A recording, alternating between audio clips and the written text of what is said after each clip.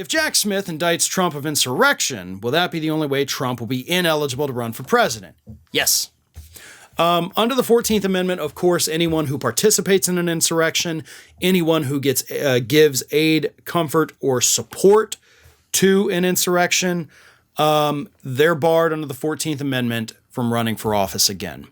If Trump is convicted of espionage, it's not enough. He's not barred. If he's convicted of obstruction of justice, he's not barred from running for office.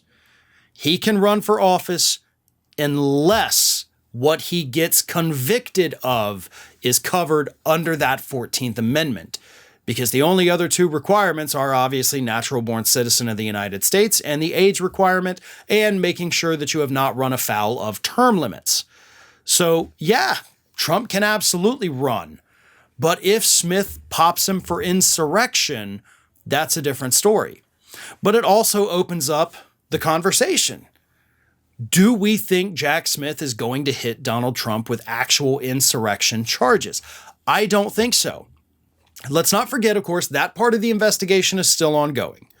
You know, the indictments we got, that's only half the investigation. That's the documents half. The January 6th and attempts to overturn the 2020 election, that's still going on. And Lindsey Graham actually hinted recently that he thinks, Smith is going to hit him with those charges. So what could he hit him with? Well, I think the big one, and this is, according to legal experts, and this one, after looking into it, does make the most sense, you're probably just going to have conspiracy to defraud the government of the United States of America. Trying to convince the people there that, oh no, all these horrible things happened. You have to now throw out the ballots. Well, none of those horrible things did happen. He was trying to defraud the House, the Senate, members of his own cabinet, his lawyers, everybody. So conspiracy to defraud the United States of America is probably what he will be charged with, and that would be the big one. But I don't think you're going to get him on insurrection. You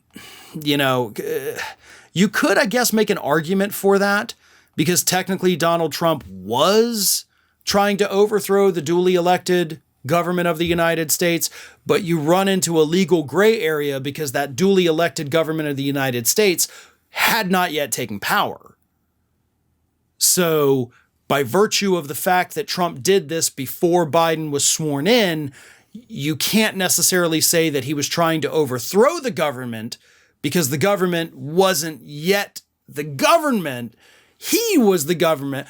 So I know that sounds weird to people the way I'm describing it, but honestly, that's what would happen in a court. They would pick it apart like that and say, no, this guy couldn't overthrow the government because he was the government. The other government that he was trying to overthrow wasn't yet the government. So you can't exactly make those arguments because, trust me, skilled lawyers would be able to rip that apart a million different ways. So yes, insurrection would be the only thing they'd get him for. But as I just explained, I don't think they'll be able to get him for that. Legally speaking, I just don't see it happening.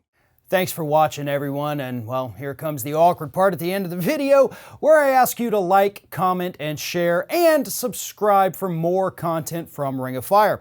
Also, you should consider becoming a member for some exclusive content and perks, including early access videos and exclusive videos. Check out the link in the description.